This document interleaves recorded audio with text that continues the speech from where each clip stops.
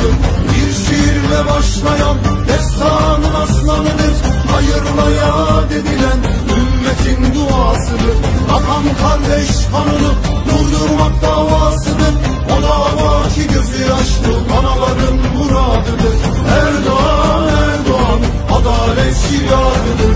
Sinesi iman dolu keferi sırtındadır. Erdoğan, Erdoğan ecdadın yolundadır.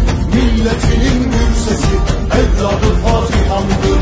Erdoğan, Erdoğan adalet şiarıdır. Sinesi iman dolu keferi sırtındadır. Erdoğan, Erdoğan ecdadın yolundadır. Milletinin gür sesi evladı Fatihan'dır. Ve hey yedi düvele meydan okuyan şanlı ecdadın yiğit evladı, sen yürü ki ardından ümmet yürüsün.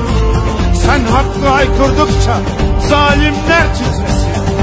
Sen zulme baş kaldırdıkça vesayetler bir bir yıkılsın. Mazlumlara aydınlık yollar açılsın.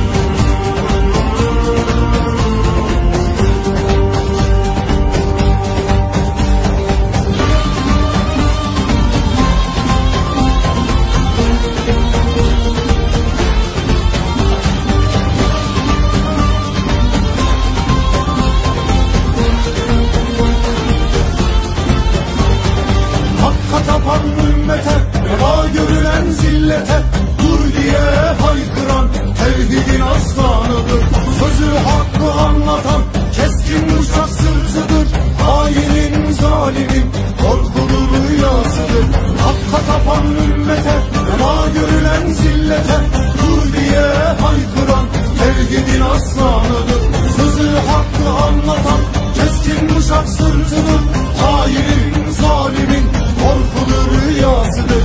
Erdoğan, Erdoğan hakka aşık bir adam. Mehmet'inin önderi kahraman başkomutan. Erdoğan, Erdoğan aslan yürekli adam. Lideridir ümmetin Recep Tayyip Erdoğan.